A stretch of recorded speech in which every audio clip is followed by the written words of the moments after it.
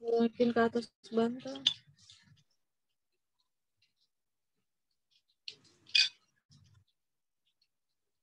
Video is frozen.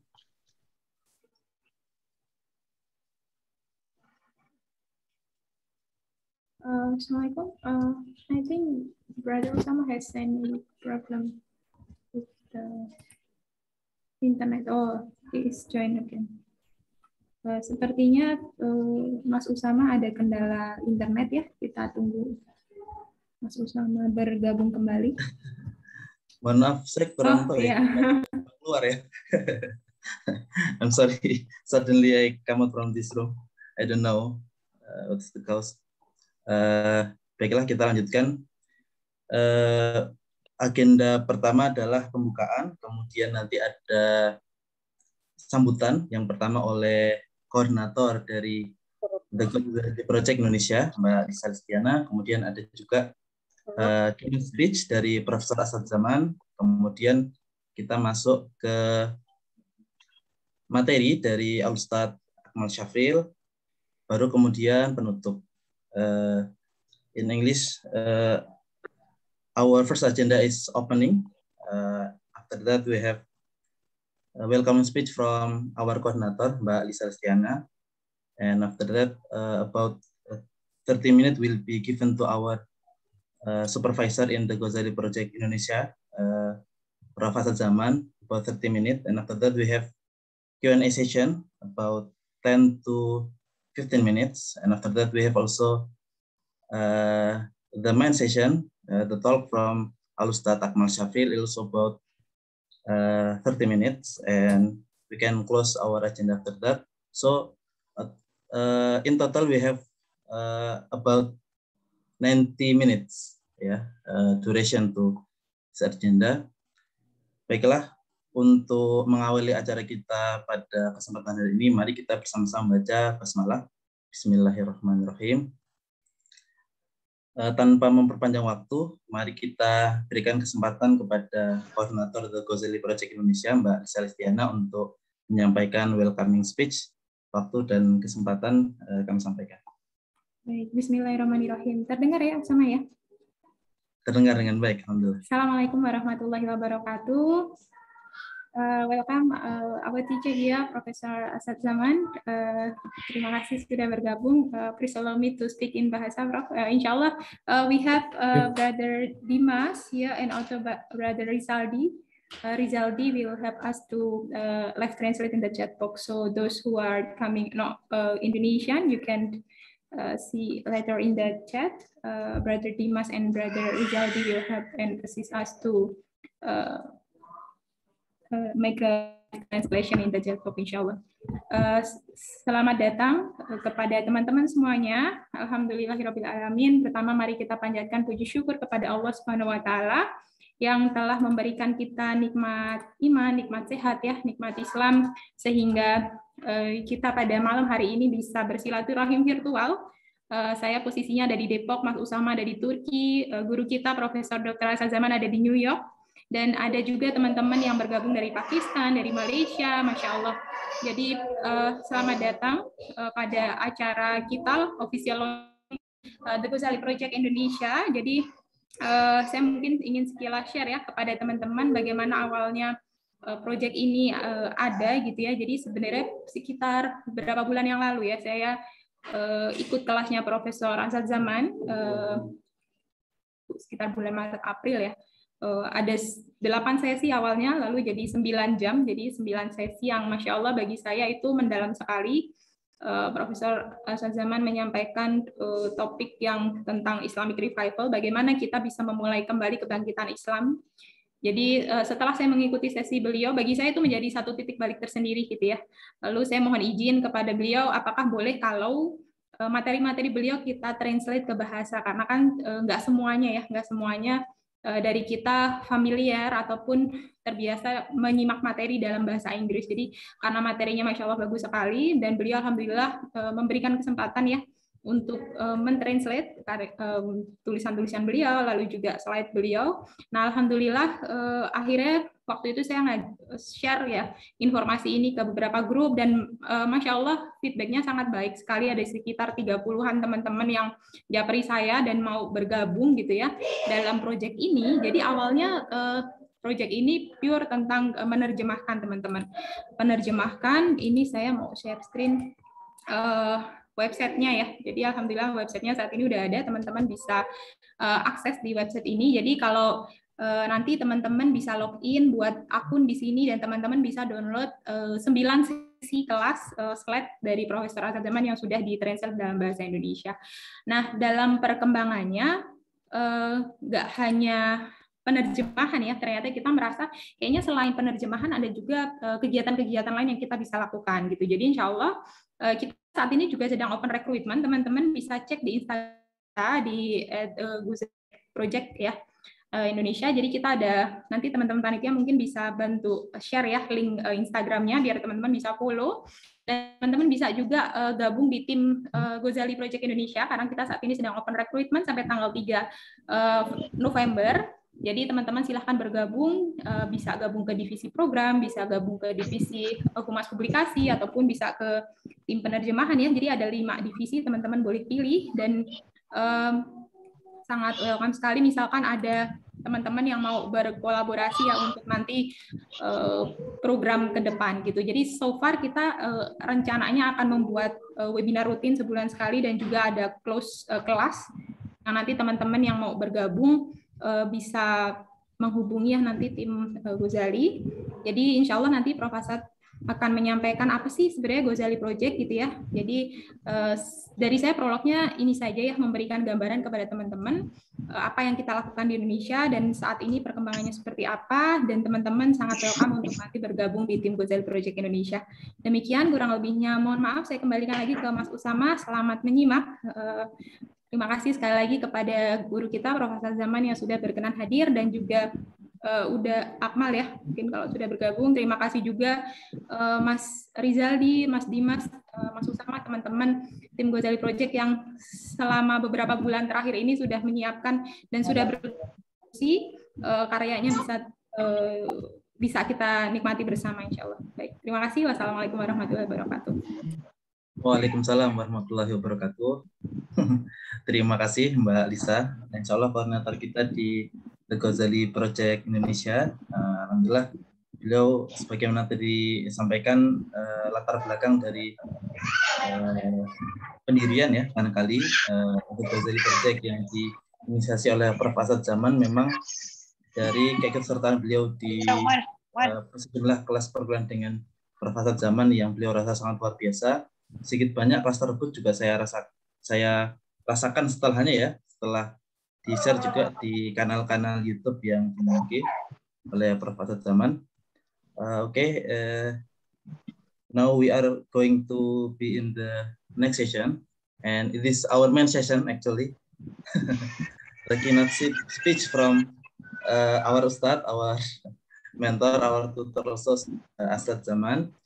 For those who are focusing in the field of economic, business, and finance, especially in Islamic economic, they must be too familiar with Prof. Asad Zaman.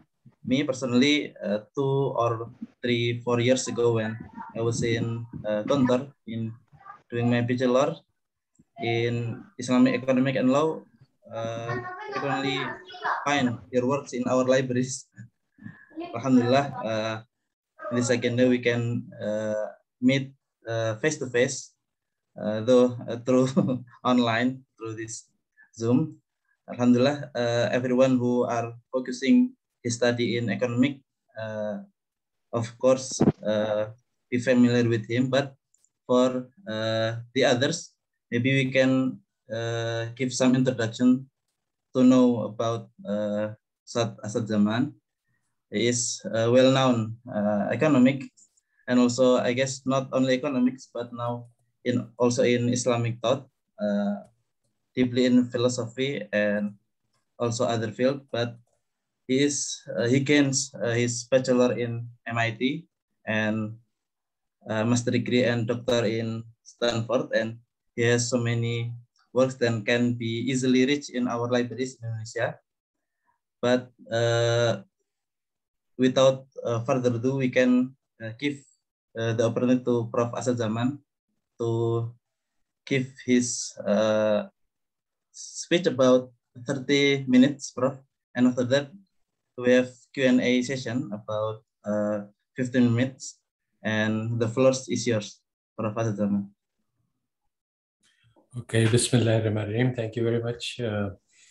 I might go a little bit over 30 minutes, maybe 35. But the goal of my speech is to explain what this Ghazali project is, and it is actually a very exciting prospect, especially for young scholars. So let me start by sharing my screen. Let's see, where is this?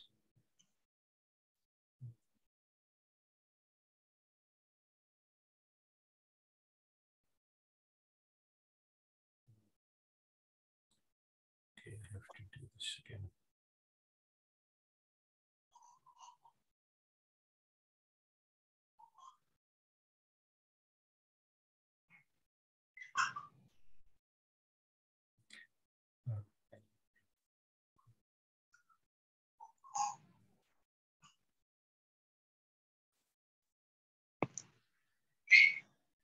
Abang bobosan. Tapi ngawas dulu kalau bisa. I'm working on getting the screen sharing right, unfortunately.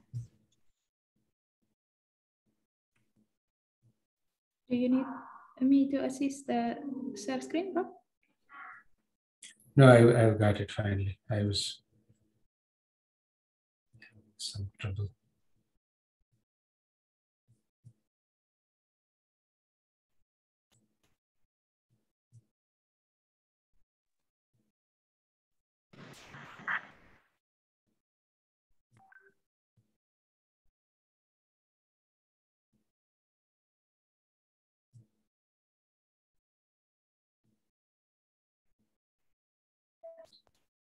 All right, so I think we are there.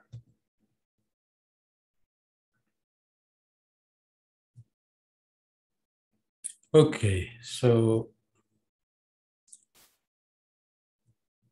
Bismillahirrahmanirrahim. So the Ghazali project is really about how we can launch a revival of Islam today. So this is the poster for the current project, which Lisa will explain to you more about, inshallah, later. So we can start with the very first wahi. This is where Islam started, where Prophet Muhammad sallallahu alaihi wasallam was sitting in the cave of Hira, and he was looking for guidance. And Angel Jibreel alayhi salam came, and this is the very, very first, the beginning of Islam. And he said, he told him to read, Iqra. Iqra bismi rabbika alladhi khalaq, khalaqa al-insana min alaq. Iqra wa rabbuka al-akramu alladhi allama bil qalam, allama al-insana ma lam ya'lam. So in this very first wahi, the Prophet ﷺ was told that what is he was looking for Allah, who is Allah? And he didn't even know. So Allah Ta'ala introduced himself. Now you know that Allah Ta'ala has 100 names, and his sifat are such that they will, all the water of the ocean turned into ink cannot describe him. So Allah Ta'ala can describe himself in many ways. But how does he describe himself here? He says that your Rabb is Akram, most generous. And Allah Ta'ala, because Allah Ta'ala gives you knowledge. So there are two things. Allah Ta'ala is very generous. He is giving us things. And what is the most precious gift of God? It is knowledge. So this knowledge that is given to man, taught man, which he knew not, this knowledge actually changed the world. So the question is, what is this knowledge? This is the central question of the Ghazali project. What is the knowledge that God gave to man? What is it that is referred to? Allama al-insana ma lam ya'lam. So what is this ilm? So before we talk about what the ilm was, we ask, what is the effect of this ilm? So that we can see easily. You see, pre-Islamic Arabia was called Jahiliyyah, period of Jahiliyyah, ignorant and backwards. They were at the bottom. And also, all over the planet, it was dark. Nobody had any knowledge. But the coming of Islam made Muslims into the leaders of the world. But what leaders? Were they the conquerors of the world? No. They were the ones who gave knowledge to the world, because Allah Ta'ala talks about ilm as nur. And he talks about, he leads the believer from darkness into light. So it was the light of Islam which lightened the world. And so we see that for 1,000 years, the Muslims were leaders of the world because of their knowledge. So we see that very powerful knowledge was given to Muslims in the Quran. And this was implemented and demonstrated in the lives of our Prophet Sallallahu Alaihi Wasallam and his companions, Raziyallahu anhum ajmain. So today, once again, Muslims are backwards and ignorant. And the question is, does this message have the same power? Can it again bring us the same advance that it brought 1400 years ago? So the Quran says that it is complete and perfect. Al-yawma akmaltu lakum dinakum wa atmamtu alaykum ni'mati wa raditu lakum al-islam deena. And in another place, the Quran says that this knowledge that you have been given, Muslims, is much better than anything that everyone else has been given. So our knowledge is superior to the knowledge of Einstein and Newton and whatever knowledge the West has been given. So the question is that our hearts, our iman, our faith says that yes, this must be true, but there is a problem.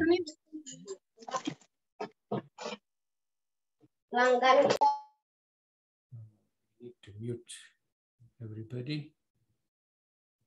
So if the Quran is complete and perfect, then why are Muslims backwards and ignorant today? And today we think that if we want to progress, then we need to learn physics, chemistry, biology, economics, political science. All over the world, Muslim students are studying these subjects. But these subjects are not part of the Quran and Hadith. So there is a problem. Our heads and our hands, by which I mean our action, says that no, all useful knowledge comes from the West. But our heart says that no, the message of the Quran is the best knowledge. So there is a contradiction, a conflict. The heart says something and the head says something else. So how can we resolve this conflict? So to understand this, we have to understand why this conflict arose. It was not there from the start. When did it come up? Well, basically, it was through the colonization and the conquest of the Europe. European powers controlled about 90% of the globe in the early 20th century. Now, one has to understand something which is not obvious, that conquest is not done by guns. It is done by knowledge. It is done by changing minds. If you have a few people, 1,000 white people in India governing a population of millions. How is it possible? By force. It is not possible. 1,000 people do not have enough force to control millions. So what do? They control the minds. Once the minds believe that, yes, the Europeans are superior and advanced and they have the right to rule and we are inferior and we are like animals and we are like cattle, then you will allow yourself to be ruled. It is just, you see, today, even now, in the villages, you see the child of very young child taking a very big buffalo and telling him to do this and that, and the buffalo obeys.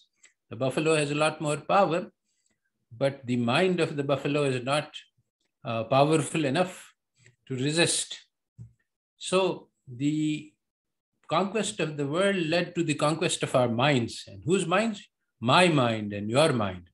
So how was this done and how can we undo this? This is the one of the critical things about the Ghazali project, that we have to undo the colonization of the minds. And in this, it's learning the true history is very important, because one of the tools that has been used to conquer our minds is a false history. And so what are some of the key falsehoods, key lies that we have been taught?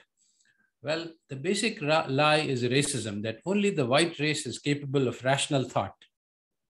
And the human being is the one who is rational. So in fact, we are not human beings according to the standard Eurocentric theory. The second thing which we all learn in our Western education is that only whites have created human knowledge. Basically, over the past 3 centuries, the Europeans invented everything that we know: the history, geography, biology, chemistry, physics, mathematics, economics, political science, everything comes from Europe. So basically, only the white races are capable of creating knowledge.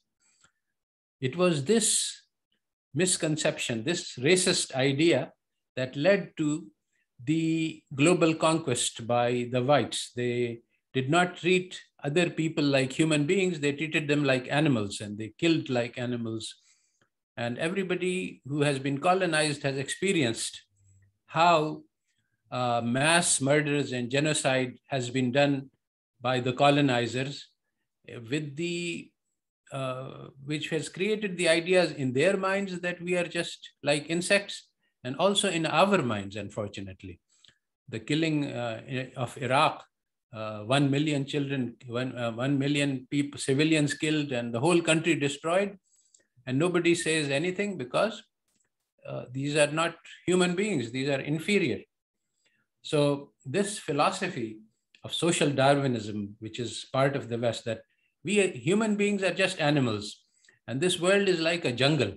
It's a competition for survival of the fittest. So if you can kill, this is good, because that will lead to the survival of the powerful.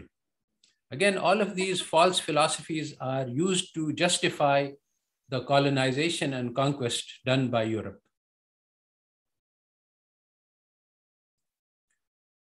So one of the keys of Western philosophy, which we have also absorbed, is that there is no life after death. There is no judgment. Once you have this, then the only goal of life can be to maximize pleasure.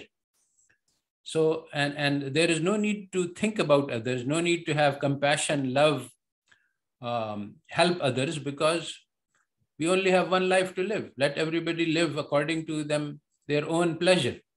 So there is this theory of ethics that all is fair in pursuit of pleasure, power, and profits. All of these philosophies are the philosophies of barbarians, not the philosophies of civilizations. So how can we free our minds from this colonization? So the thing is to change the questions. Don't ask how we can, what is the composition of water? Ask, who am I?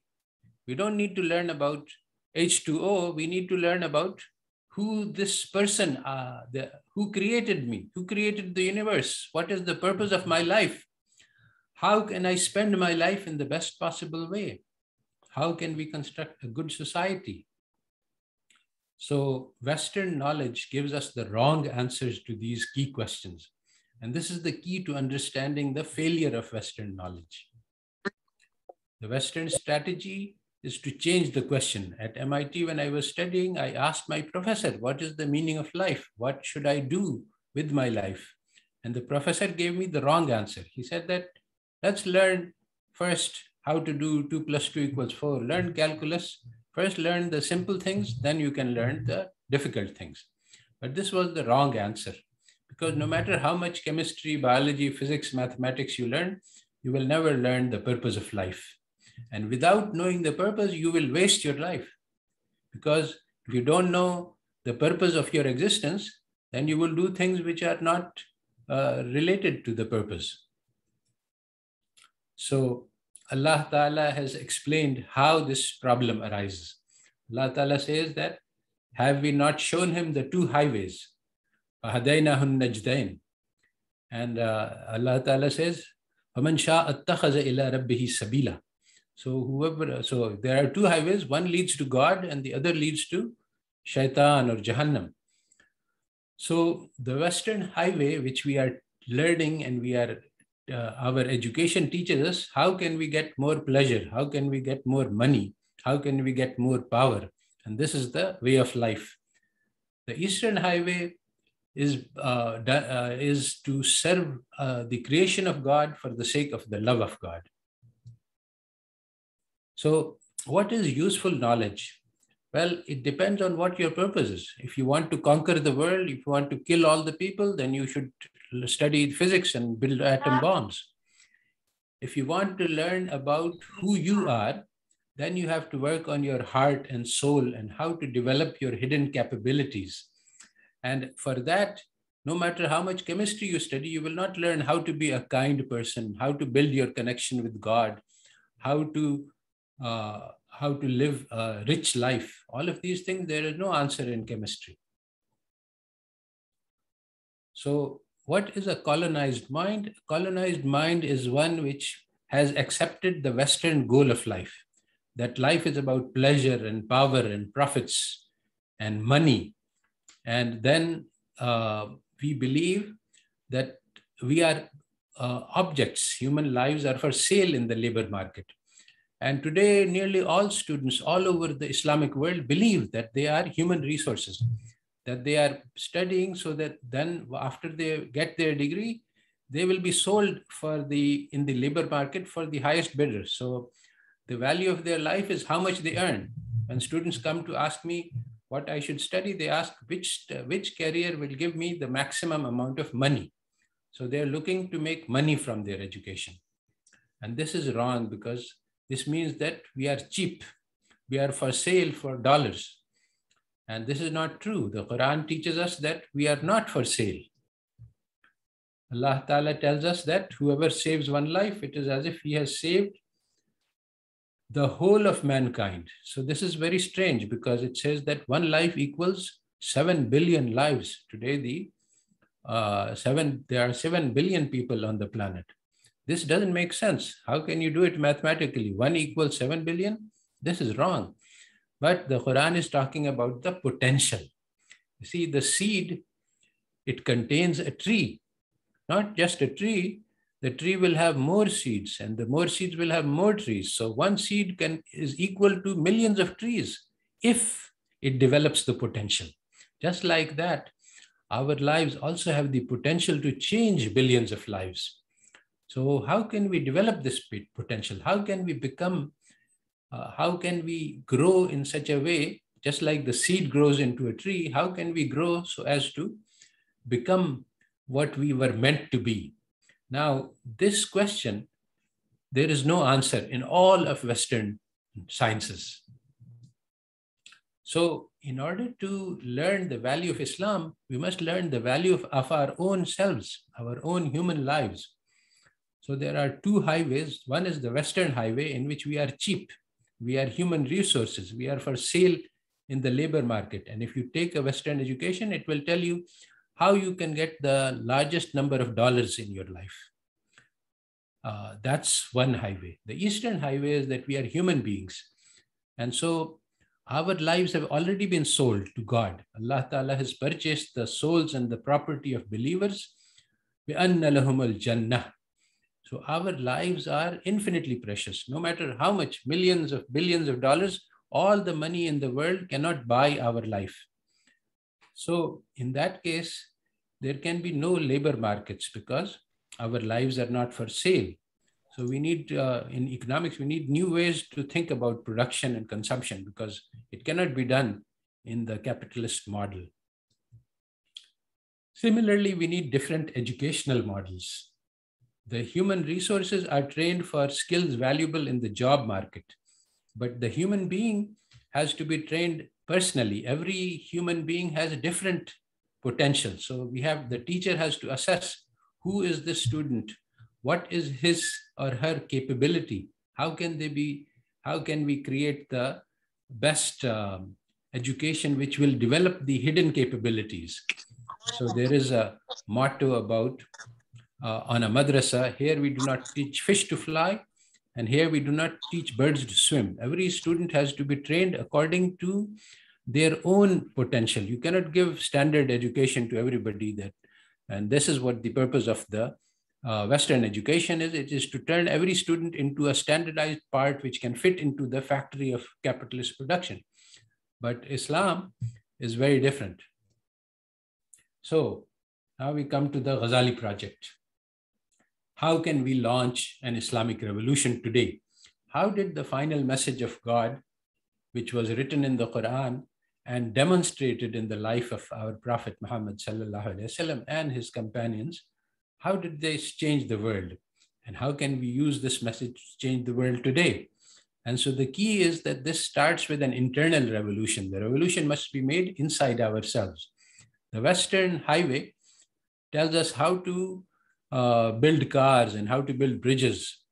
But the Islamic highway teaches us how to build a human being, and in particular, how to build me, how to make myself the best human being. Because Allah Ta'ala says that, لَقَدْ خَلَقْنَا الْإِنسَانَ فِي أَحْسَنِ تَقْوِيمٍ. The man is the best of the creations. So how can we become the best of creations?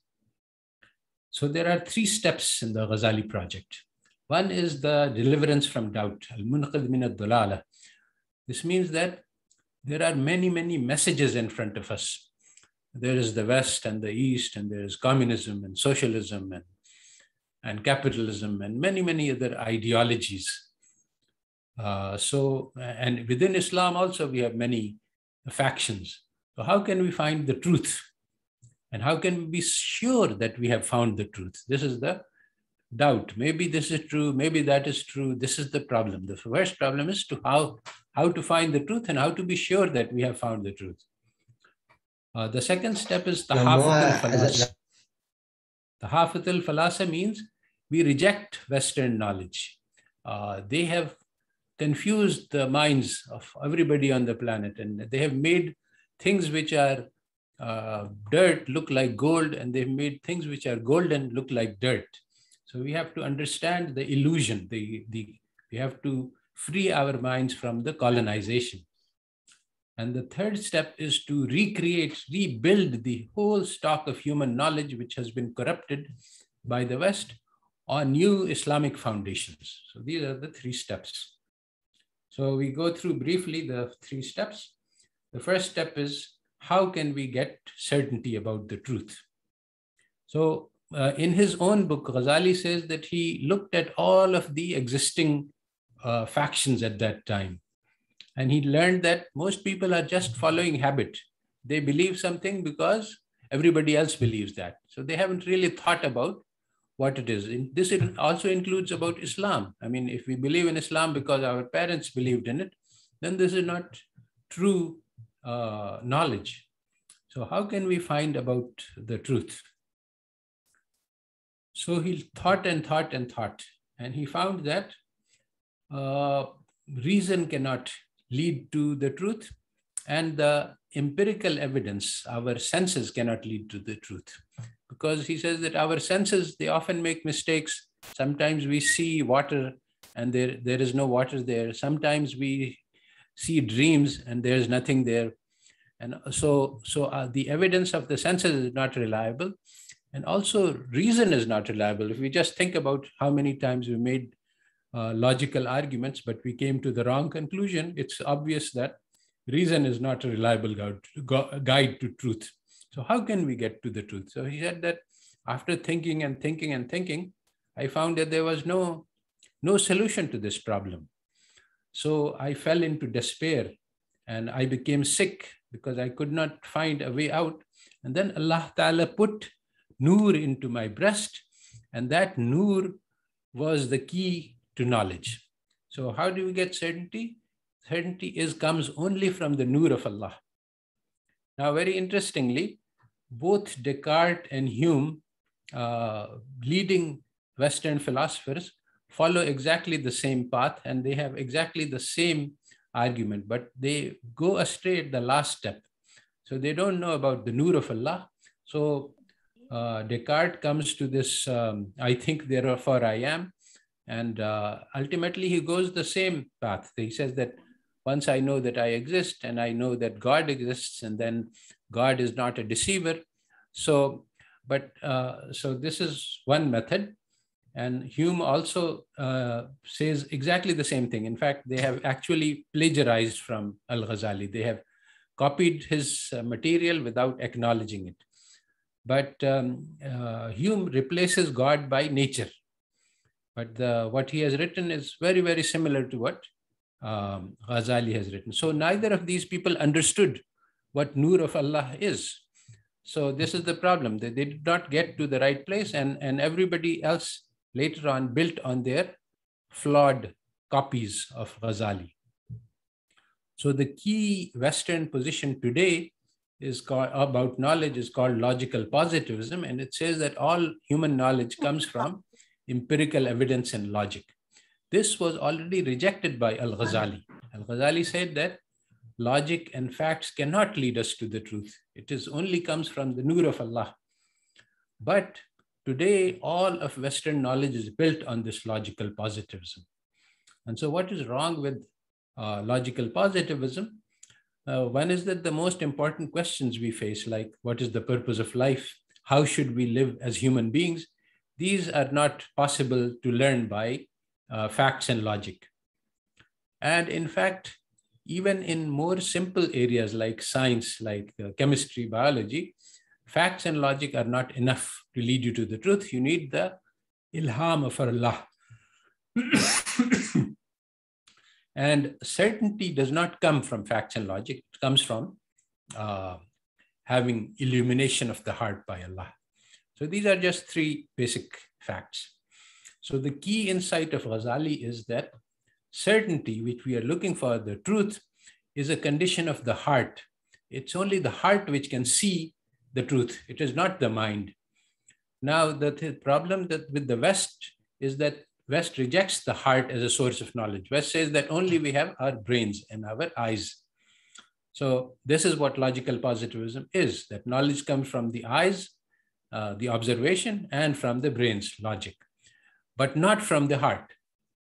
But the Quran says that Allah ja'ala lakum as-sam'a wal absara wal afidah. So Allah Ta'ala created ears, eyes, and hearts. So our observation is from what we hear, what we see, and what we feel. So this is very important. Heart is a source of knowledge. And Hadith also says that if there is a piece of flesh in the body, which is the heart, and if it is good, then everything is good. And if it is bad, then everything is bad. So for Islamic knowledge, we have to do tazkiyah, purification of the heart. The heart has the capability to recognize the truth, but it can become polluted and darkened and black, and then it can fail to recognize the truth. So the key step to acquiring knowledge is purification of the heart. And this requires building close relationship with Allah. Allah Ta'ala guides the believers from darkness to light. Allahu waliyul lazina amanu yukhrijuhum min adh-dhulumati ila an-nur. And so there are three stages of spiritual progress. Nafs-e ammara. All of Western social science is about the nafs-e ammara. So they don't have any concept of nafs-e lawwama and nafs-e mutma'inna. So lawwama comes when you understand that nafs-e ammara is a mistake, an illusion. You are pursuing pleasures and you're not thinking about others. And so you start feeling guilty. So basically, one way to rebuild social science is to understand that man is not homo economicus. What the economic theory, all of economic theory is about the nafs-e ammara. And I have explained this in one of my papers. So how do we build our relationship to Allah? We have to ask for help from Allah in all our tasks. We have to be in continuous communication with Allah. When I am cooking something, then I say, oh Allah, make this easy, make this good, and accept this as a path to blessings. And for our daily needs, we turn to Allah. For our big problems, like big things in our life, like choosing a career or choosing a wife or choosing a husband, there's Salatul Hajat. And this Salatul Hajat says three things. It asks for three things. forgiveness for sins, removal of sorrows, and fulfillment of our needs. But we have to realize all these three things are only one thing. Sins come from ghafla, neglect of God. Hum or huzn or sorrow comes from distance from Allah, being away from Allah. And our hajat is achieving ma'arifah or hub of Allah. So I'm going to skip this because the time is short. If we do the right spiritual practices, we will achieve closeness to Allah. And then we will be able to see that Western ulum are just darkness. They are built on massive fundamental foundational errors. And it is very, very deep ignorance, which is masquerading as knowledge. If you study economics, you will see that there are lots and lots of equations and very fancy computers and very, very difficult formulas, but they are all nonsense. It's just garbage because they are built on wrong assumptions. So basically, we need to do a lot of work in developing an alternative. And I have started work on something which is called Ulumul Umran. And this is an Islamic alternative to Western social science. And I have described it in this link. So basically, I'm going to give three examples. One is that economic theory is built on the wrong ideas, that the goal of human life is to maximize pleasure, and this is wrong. And the goal of firms is to maximize profits, and this is wrong. The goal of human beings is to serve the creation of God for the sake of love of Allah. And also the goal of firms is to maximize service to mankind. And we earn profits in firms so that we can make better service to mankind. So this leads to an entirely different type of economic theory. Similarly, statistics is all wrong, and I have given some lectures on how you can rebuild statistics. It was designed for the wrong purpose, and it develops the wrong tools and wrong methodology. And Islamic psychology is also a very promising field of activity, because Islam tells us that we have ruh and we have nafs and we have aql and we have qalb. And Islamic psychology is built on understanding these four dimensions. And the Western psychologists have no idea about these. And the people who have used this have learned that this gives us much better insight into human beings, and it teaches us how we can help human beings achieve itminan or sakoon. So there is a huge task ahead of us, which is the revival of religious sciences, Ahya Ulumuddin. Western education is toxic, it's poisonous, it poisons our heart, it teaches the superiority of the whites, and it teaches us that all the things, it teaches us the wrong answers to the major questions we face. But also the Eastern education in our madrasas is not sufficient for our needs today, because they cannot, they deal with how Muslims solved their problems in ancient times, but they don't tell us how to solve our modern problems. So we need to develop new models of education. And the first thing we need to teach is excellence in conduct and how to reach God, how to achieve communication with God. And this does not change across time. So this is the core teaching of Islam. And this we need to develop an education. Does Western education teach character? No, obviously not. So we need to build an Islamic alternative which starts by building character. And then also we can teach modern subjects like economics, mathematics in a much better way, far more efficiently and far more correctly than current Western syllabi. But this requires an enormous amounts of work and effort. And basically this is the Ghazali project. In all areas, whether it's social science or physical science, we have new frontiers. We have to rebuild knowledge from scratch, from zero. In the physical sciences, we have to look for the ayatullah, the signs. In chemistry, in physics, in biology, in all areas, the unbelievers have made things difficult by hiding the signs of Allah. So in the 20th century, we learned that the universe was created because the Big Bang theory became accepted. So now the question immediately arises, if the universe was created by some set of events, which we don't know, there was inflation and Big Bang and many other things. But it doesn't matter. It's agreed that the universe did not exist and then it came into existence. So the question is, what caused the existence? There is a creator. This is immediately obvious. Yani once you know that the universe was created, then you know that there is a creator. And so more than that, it is known that the universe is designed very, very precisely to make human life possible. So the designer planned this creation in such a way that human life would be possible. With very, very slight changes in design, human life would be impossible. So this is how we need to redo the physical sciences, and the social sciences we need to rebuild while taking into account that there is an akhirah, there is judgment, there is God who is watching us and who can help us. So all of these things are not part of modern Western social science. All of these are very, very challenging and exciting projects where we can start from zero and rebuild all of the social sciences on the basis of Islamic foundations. Nothing is done, and this is very important because we need to replace Western education, because Western education poisons and colonizes our minds and into believing that the Europeans are superior to us. So this is what the Ghazali group is about. It is working for the revival of the Islamic civilization. And Allah Ta'ala has promised, وَالَّذِينَ جَاهَدُوا فِينَا لَنَهْدِيَنَّهُمْ سُبُلَنَا وَإِنَّ اللَّهَ لَمَعَ الْمُحْسِنِينَ.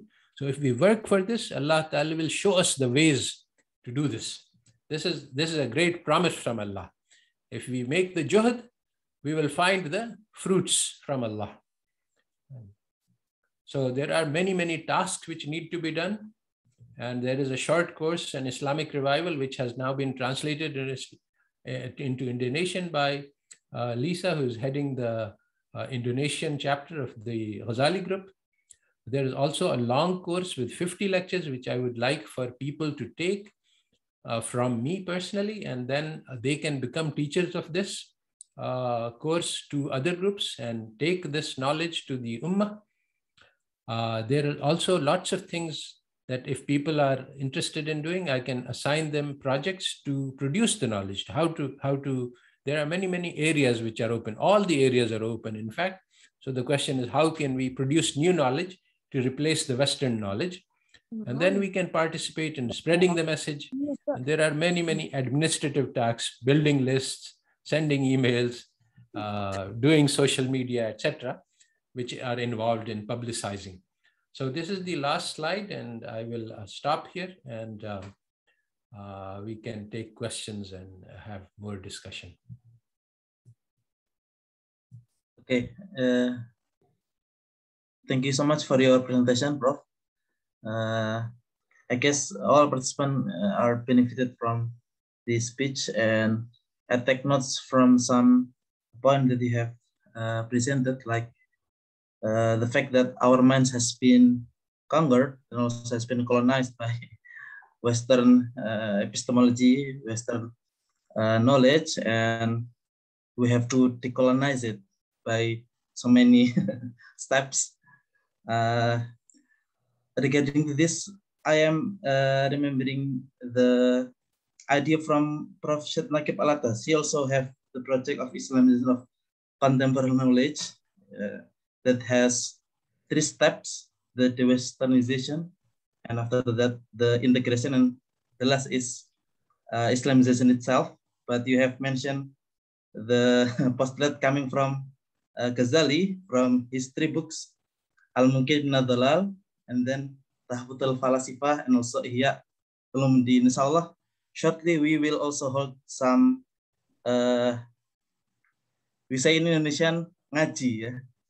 Kajian in Al-Munqidh min ad-Dhalal, inshallah, shortly in November or in December to begin our activities. And also, as Professor Asad Zaman said, that we have so many agendas, so many projects that should be handled by also so many people that concerned in this project. So we are now also opening the recruitment to those who are interested in this project. You can visit our new account in Instagram and Also, we can also call our crews to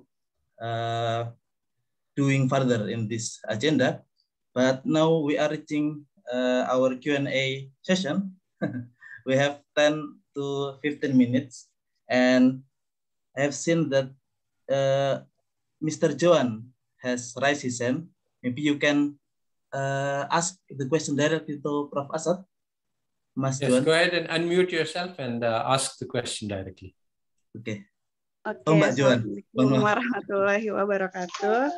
Waalaikumsalam warahmatullahi wabarakatuh. Thank you for the presentation from you, Ustadz. What I want to ask is, I remember about one paper in 2010 that is how Islamic countries by Rehman and Askari. I think you are the right person to asking about this because I'm very confused. The result shows the West countries are in the first place. Yes, I'm familiar with the paper. It is just confusion. Yeah. I mean, Yeah. you see. Can I say this? Yeah, is go the ahead, please. Can I say this is the result from Yeah, the Western point of view in economics, or is it valid in the Islamic worldview? That is my question. Maybe you can please say that again. I thought you were looking at the survey of the Islamic countries and which showed that Western countries are more Islamic than Islamic countries. This is what the paper showed. Yeah, because the result is are mostly from the Western countries. This is can I say that the result because from the Western point of view in economics, or is it valid? The result is valid in the Islamic worldview. The result is wrong. And basically, first you have to study statistics. And I have explained this in some of my lectures, that using statistics, because basically statistics as a field is completely wrong because it can be used to prove anything at all. You take any idea and I can find the numbers to prove that idea is true. Oh, I see. So this is just foolishness. Yeah. But this is part of the colonial conquest is to show by data and by facts and by econometrics, especially if you don't understand the econometrics, then I can easily impress you and say, oh, look, I have so many different equations and mathematics. You can't even understand it. So you just believe what I'm saying. Don't look at the theory because you can't understand the theory. But this is because the theory is all wrong. Okay. I think that is the answer I'm looking for. Thank you. Yeah, I have basically the issue is technically index numbers. And I have a paper on that, which shows that you can use index numbers to prove anything. It comes up in college rankings, for example. There is a very nice paper by a Western author on how you can get any college ranking you want. If I start with, say, okay, there are these 50 universities in Indonesia, and I want this university to be at the top. Okay, then I can design the criteria to make sure that that country university will come out on the top. So for example, suppose I have the largest university, it doesn't have very good quality of education. I can say, okay, I'm going to just look at the number of students. Okay, then this university comes out on top. Yeah. If I have a very small university, I can say, oh, look at the faculty student ratio. And then this study will come out on top. So I can choose the criteria according to what I want to come out on top. This is the index number problem. There's no solution to it. You can use any index number to prove anything. I see. Because I see one of the indexes about the gender equality indicators, something like that. Yeah. Okay. Thank you. Right. Thank you, Mbak Joan, for the question. And anyone who will also deliver his question to Prof. Asad Zaman? We still have time, I guess. Mbak Novi, you can open your microphone and also the camera. Okay, just ask it in chat room.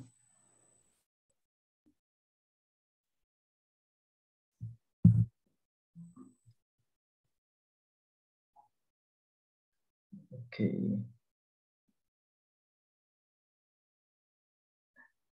There is a question written in our chat box, Professor. I will. Yes, translate that for me. Okay. This is about the.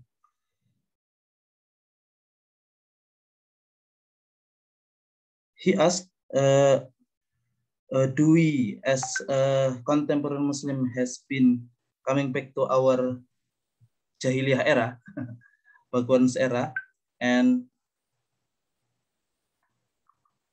how can we overcome this problem?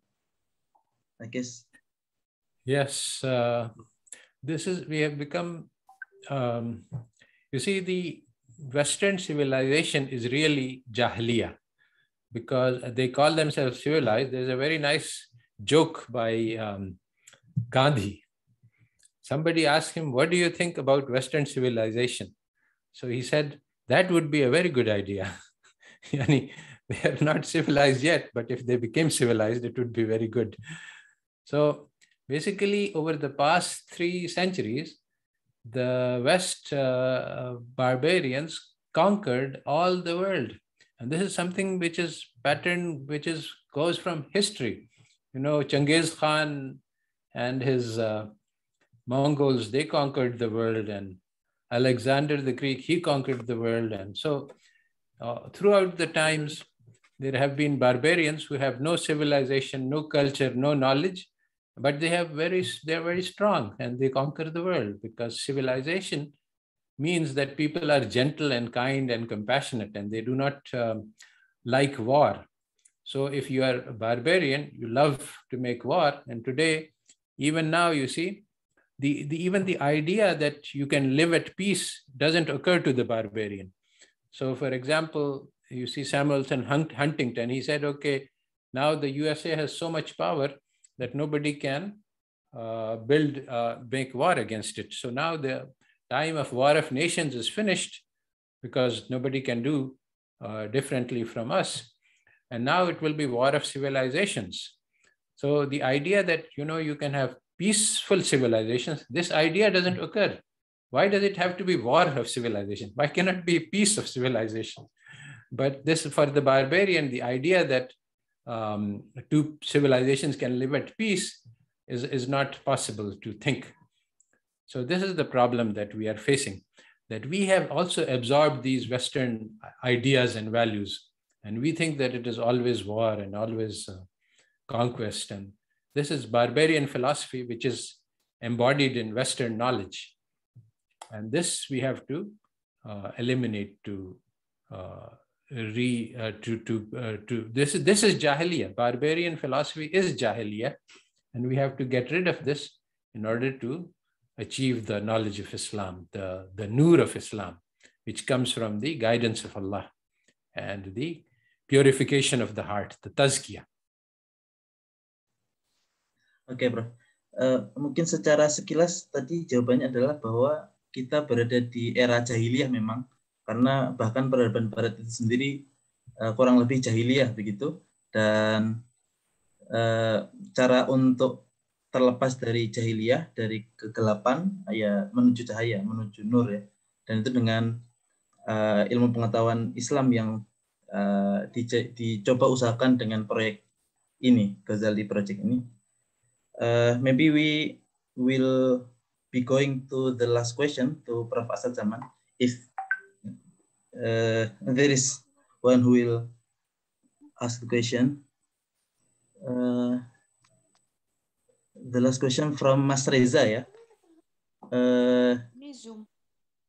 He asked the question about how is Al-Ghazali, how is the concept of education in Al-Ghazali's thought maybe.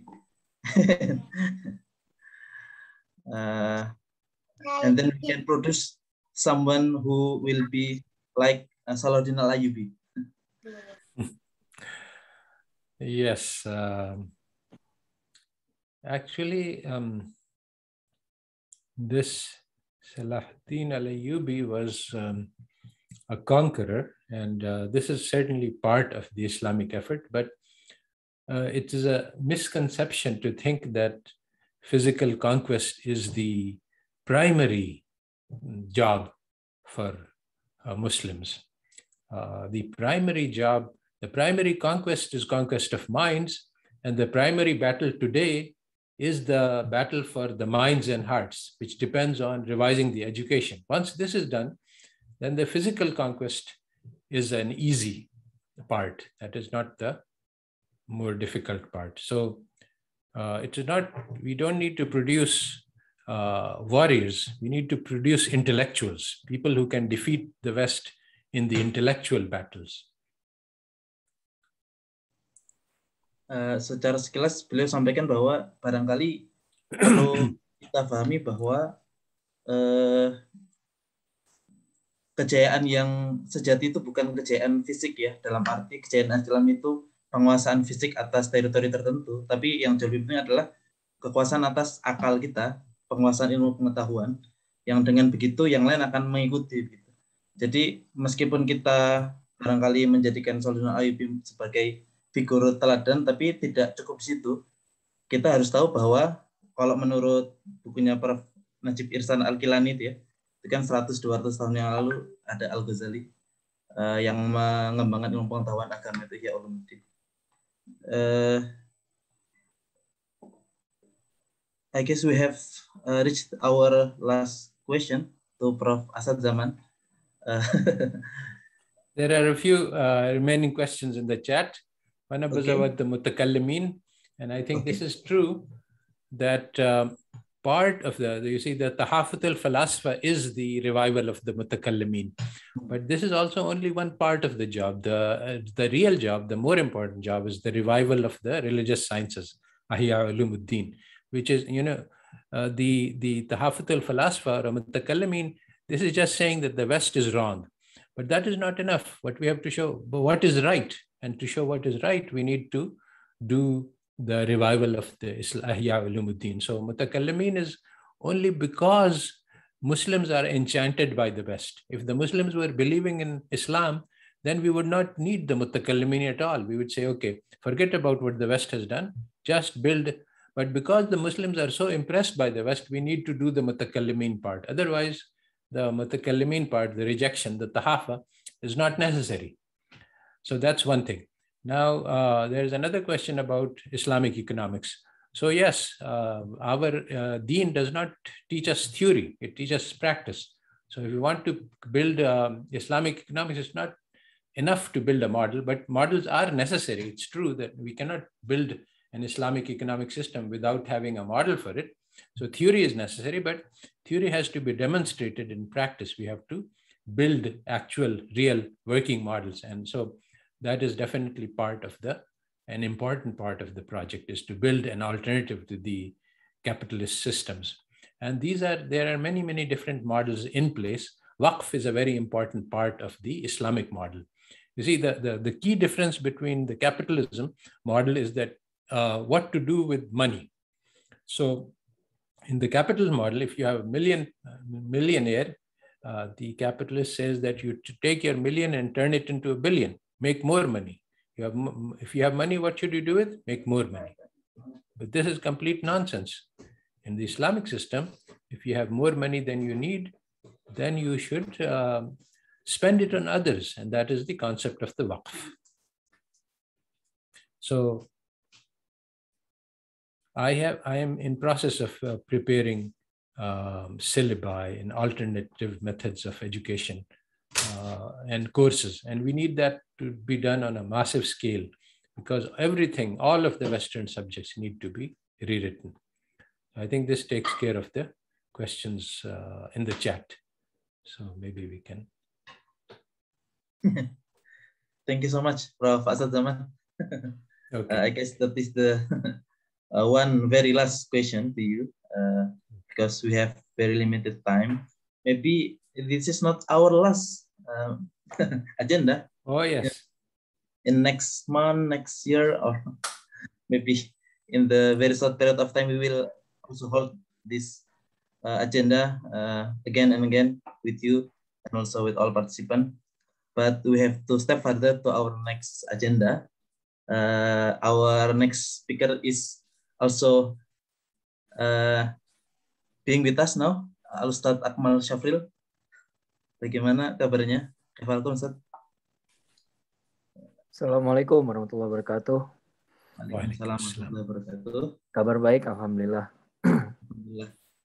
Untuk tidak berlama-lama, sebenarnya kita juga sudah cukup familiar dengan Ustadz Akmal Syafril ini, kepala sekolah di Sekolah Pemikiran Islam Jakarta, dan banyak menulis jumlah buku. Dan untuk tidak berpanjang-panjang, ada waktu sekitar 30 menit barangkali Ustaz, untuk menyampaikan materi antum.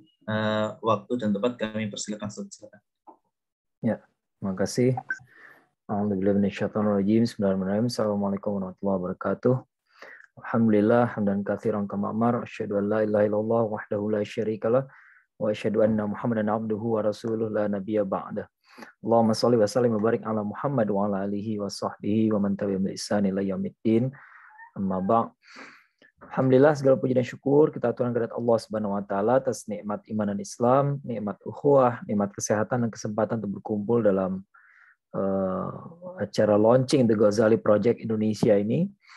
Alhamdulillah, ini this is a great pleasure for me to finally hear from Prof. Asad Zaman himself, ya. Alhamdulillah. Dan kalau sudah mendengarkan, setelah mendengarkan tadi uraian sedikit dari Prof. Asad, dan saya teringat dengan dua orang yang banyak mengutip Al-Ghazali, dua orang yang sering saya ikuti pemikirannya. Ya, yang pertama adalah yang sudah wafat adalah Buya Hamka, kemudian yang kedua adalah Profesor Naqib Al-Atas. Ya, nah, jadi dua-duanya sama-sama punya kepedulian yang besar terhadap pemikiran Imam Al-Ghazali. Ya. Dan tentu saja Imam Al-Ghazali ini bukan nabi, pasti kalau dicari ada kekurangannya pasti ketemu. Ya, kayak bagaimanapun adalah sangat merugi kalau kita mengabaikan pemikiran para cendekiawan terdahulu. Ya, karena namanya pengetahuan itu dibangun satu anak tangga kepada anak tangga berikutnya. Ya, dan kemudian kita melupakan yang sudah terdahulu, berarti kita mulai dari awal lagi. Ya, dan itu sangat merugikan. Ya, sangat merugikan. Nah, Imam Al-Ghazali itu hidup pada masa ketika segala pemikiran masuk ke wilayah Islam. Ya, pada masa-masa Daulah Abbasiyah, beliau mengalami masa-masanya perang salib. Ya, beliau melihat bagaimana Masjid Al-Aqsa direbut oleh pasukan salib. Ya, dan beliau melihat bahwa masalahnya memang bukan masalah kekuatan militer kita yang lemah, ya, bukan masalah ekonomi kita yang kurang kuat, gitu ya, melainkan masalah pada manusianya. Dan kalau kita sebut manusianya, maksudnya adalah jiwanya, ya, bukan masalah pada ototnya, gitu ya, pada akalnya bahkan, gitu ya, tapi lebih kepada masalah jiwanya. Ya. Sebenarnya saya agak malu berbicara di sini karena saya bisa menyebutkan banyak nama lain yang lebih familiar dengan pemikiran Al-Ghazali, yang lebih pandai mendalami pemikiran Al-Ghazali daripada saya, gitu ya. Tapi saya bagaimanapun diminta oleh panitia dan saya akan berusaha menjelaskan sedikitnya, ya, betapa pentingnya kita sekarang mendalami kembali pemikiran terutama Imam Al-Ghazali, ya. Nah, Imam Al-Ghazali salah satu karyanya yang kebetulan tadi belum disebutkan, ya, salah satu karya yang kecil saja, karya yang kecil yang ringkas tapi menurut saya sangat menawan sekali, yaitu Kimia Sa'adah, ya, kimia kebahagiaan, the chemistry of happiness, barangkali begitu, ya, terjemahan kita. Ini menarik sekali, ya, namanya kimia ini kan bagaimana Anda menimbulkan sebuah reaksi di laboratorium, bayangkan kan seperti itu, gitu ya. Bagaimana kita di laboratorium mencampur-campurkan satu bahan dengan bahan yang lain, ya, sampai kita menemukan sesuatu yang namanya kebahagiaan, ya. Tapi sama seperti kata Prof. Asad yang tadi, gitu ya, hampir persis sama dengan kata-kata Buya Hamka tahun 59 dulu dari majalah Panji Masyarakat. Kata beliau, Anda bisa belajar sains, Anda bisa belajar kimia, fisika sedalam-dalamnya, tapi nggak akan menemukan jawaban atas tujuan hidup. Ya, jadi kalau kita cari purpose of life gitu ya, you'll never find it in chemistry, in physics, or in any science or in that matter gitu ya. Anda nggak akan menemukan.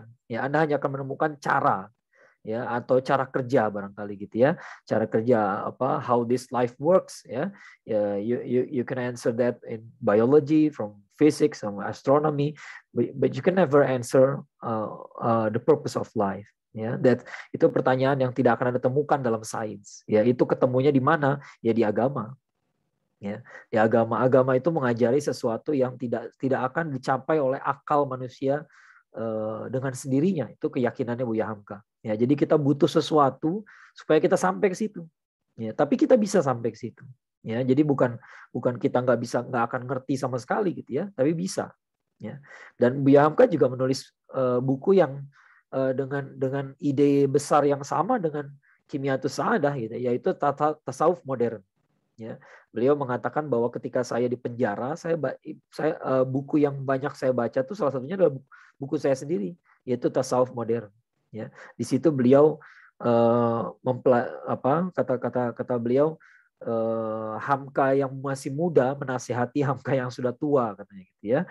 Dengan cara membaca itu beliau ingat lagi caranya bahagia. Ya, karena bisa kita bayangkan beliau di penjara 2 tahun tanpa peradilan, ya, dengan tuduhan makar dan konspirasi, membunuh presiden, padahal nggak pernah terbukti. Ya, nah, jangankan terbukti, diadili saja tidak pernah. Ya, nah, dalam keadaan berat seperti itu, yang bisa menghibur beliau adalah pembahasan dalam buku beliau sendiri, Tasawuf Modern, yang memang isinya adalah tentang bahagia. Ya, jadi sama seperti Kimyatus Sa'adah. Ya, dalam buku Kimyatus Sa'adah ini Al-Ghazali ini punya cara penjelasan yang sangat menarik sekali. Ya, sejalan betul dengan yang dikatakan oleh Prof. Asad tadi gitu ya, bahwa apa sih yang diberikan oleh Tuhan kita, ya, dengan kalimat Iqra bismi rabbikal ladzi khalaq khalaqal insana min 'alaq Iqra wa rabbukal akram, ya, alladzi 'allama bil qalam 'allamal insana ma lam ya'lam. Apa sih yang diberikan oleh Allah Subhanahu wa taala? Ternyata anugerah yang besar itu adalah pengetahuan. Dan pengetahuan itu yang membedakan, ya, antara kita dengan yang lain. Ya, bahwa manusia itu punya potensi seperti binatang, kita punya tubuh yang sama-sama butuh makan seperti binatang, sama-sama punya syahwat seperti binatang, ya. Kita punya kecenderungan pula seperti malaikat, ya. Tapi yang membedakan kita dari yang lain adalah kita punya pikiran, kita punya pengetahuan, kita punya akal, ya. Dan kalau dia sampai kepada pengetahuan yang benar, ya, maka kita bisa bahkan mencapai posisi yang lebih tinggi dari malaikat, ya. Karena kalau malaikat tidak diganggu oleh hawa nafsu dan sebagainya, ya. Nah, oleh karena itu kunci dari kebahagiaan manusia itu sebenarnya pengetahuan, ya. Kita bisa merasakan sendiri bagaimana kita ini berbahagia kalau mendapatkan ilmu yang baru.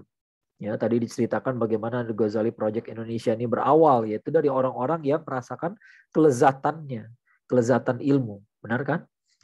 Ya, kelezatan ilmu itu begitu kuatnya sehingga orang yang tidak disuruh untuk menciptakan suatu proyek di Indonesia tiba-tiba punya inisiatif, ya, punya inisiatif, dan itu suatu kelezatan, ya.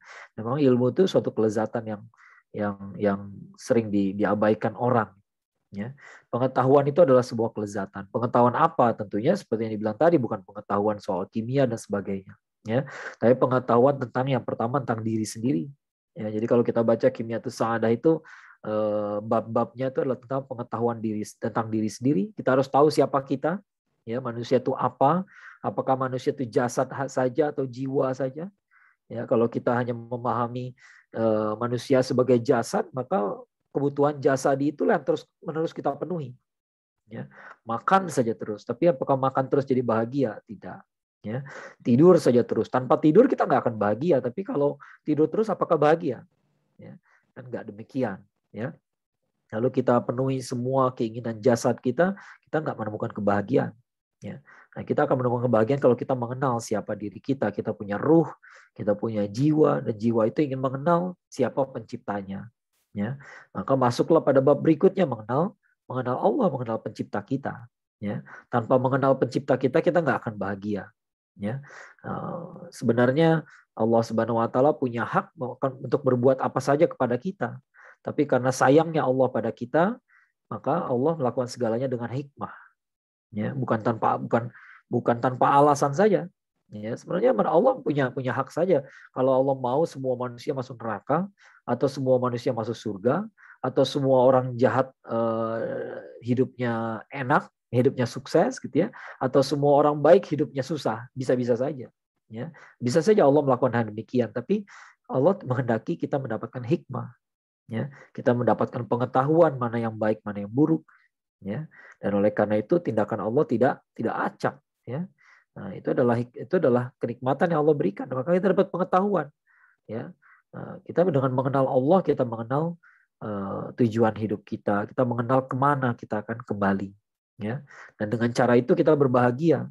Kalau kata Prof. Nakib Alatas, yang namanya sa'adah, yang namanya kebahagiaan, happiness, ya, it has something to do with certainty, ya, dengan kepastian. Ya, kalau kita nggak punya kepastian, kalau kita nggak punya keyakinan, ya, maka nggak ada kebahagiaan. Yang ada adalah ya, ketakutan. Ya, maka kebalikan dari kebahagiaan itulah ketakutan. Ya, ya, ketakutan itu kata takut dalam bahasa Arab tuh banyak sekali ya. Dalam Al-Quran pun banyak disebutkan. Ada khauf, ya, yang namanya takut, ya. Ada huzn, ya, kesedihan, ya. Ada ham, ada gham, ya. Dalam doa yang sering kita baca, Allahumma inni a'udzubika minal hammi wal hazan, ya. Nah, itu semua adalah ketakutan, ya. Dan semua ketakutan itu bersumber dari ketidaktahuan kita. Ya, kita nggak punya kepastian. Ya, kalau kita bayangkan para sahabat Rasulullah SAW dulu betapa mereka punya kepastian dalam hatinya, sehingga ketika lagi di perang Uhud, ketika Rasulullah SAW diisukan sudah meninggal, tiba-tiba ada seorang sahabat yang mengatakan kalau memang Rasulullah SAW sudah mati, maka marilah kita mati seperti beliau. Gitu ya. Luar biasa. Lalu dia mengatakan saya mencium bau surga di Uhud sana, dan dia benar-benar berangkat dan kemudian benar-benar syahid di sana. Ya.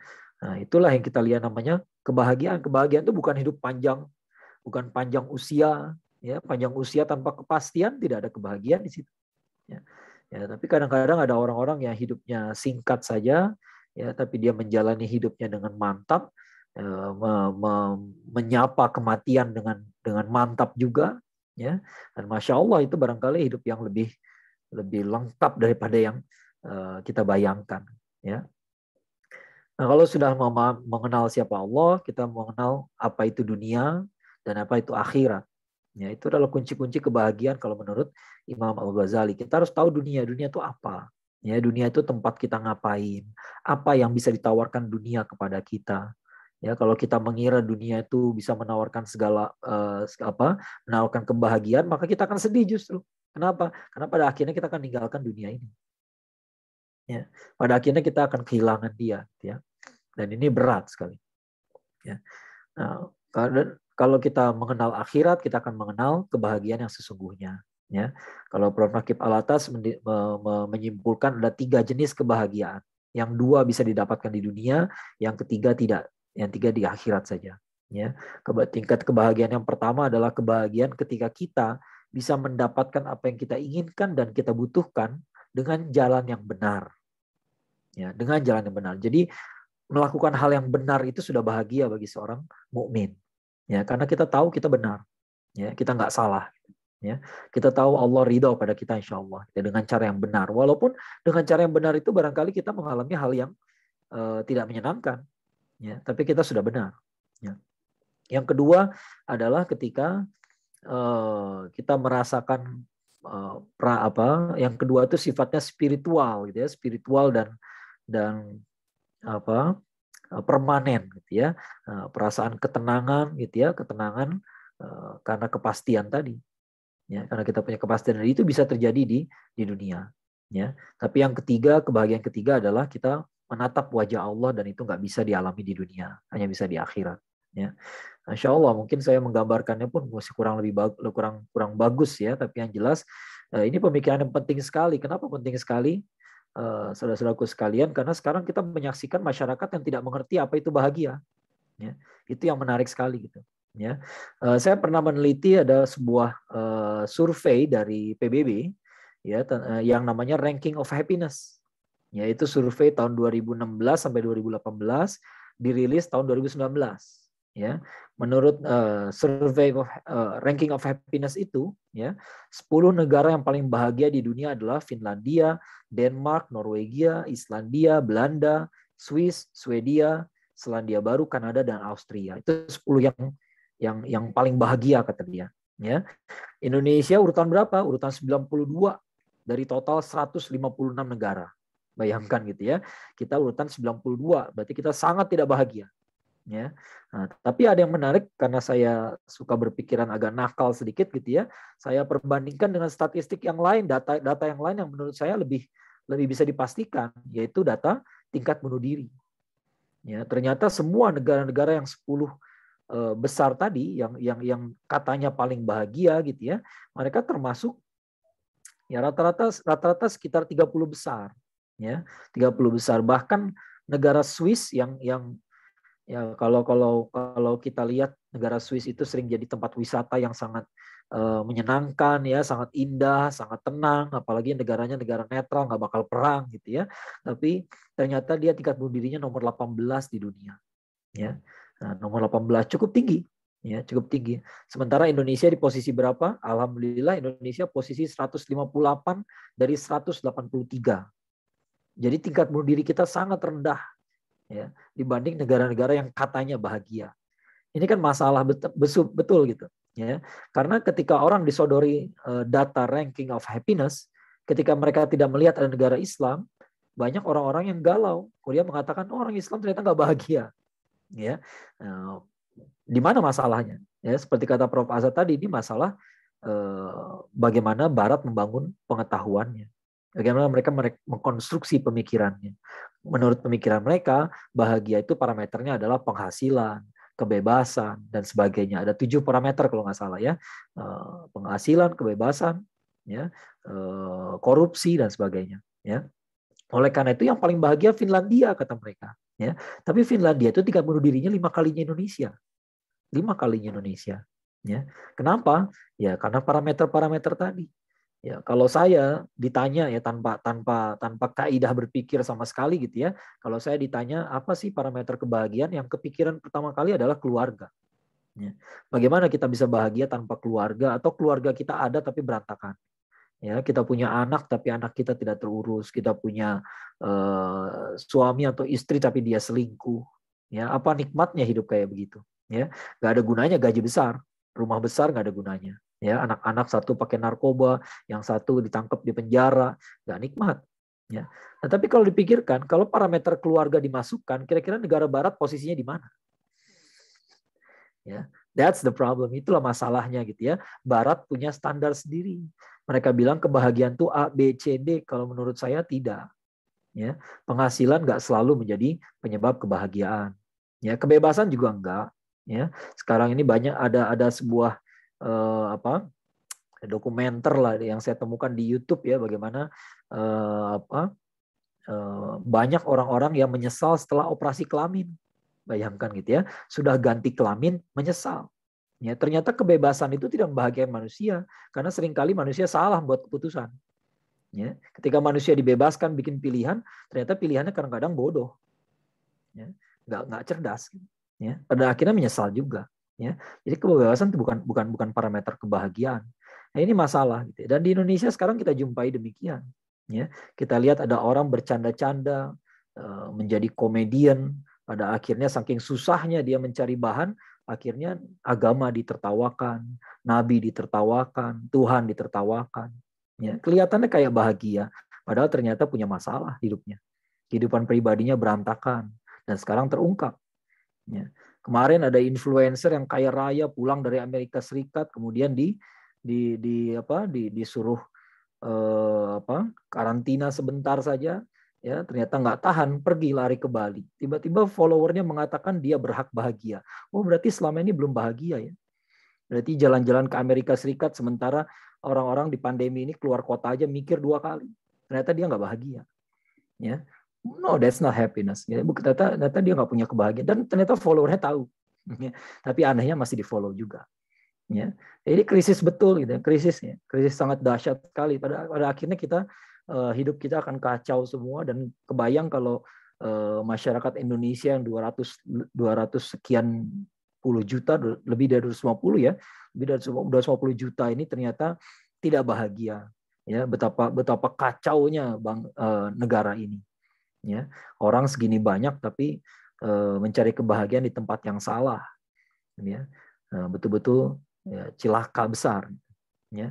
Oleh karena itu hal-hal yang seperti ini yang kelihatannya barangkali bagi sebagian orang kayaknya remeh gitu ya. Buat apa sih bahas kebahagiaan? Tapi penting. Ya. Buat apa sih bahas masalah jiwa? Tapi penting. Ya. Karena pada akhirnya yang kita miliki itu. Ya, kita berkarir sampai umur berapa sih? Ya, kita akan berkarir di bidang itu akan sampai umur berapa? Misalnya kita jadi dokter, sampai umur berapa sih kita jadi dokter? Ya, pada akhirnya kita harus pensiun juga. Ketika pensiun, kalau kita nggak mengenali jiwa kita, stres kita, depresi kita. Ya, pada akhirnya it's all about It's all about our soul. It's all about bagaimana kita mengenal Tuhan. Ya, pada akhirnya di situ. Karena pada akhirnya kita akan kembali juga kepada Allah Subhanahu Wa Taala. Ya. Jadi kalau ada akhirnya kita nggak mengenal Allah, maka kita akan kembali dalam kita akan menemukan kematian dalam keadaan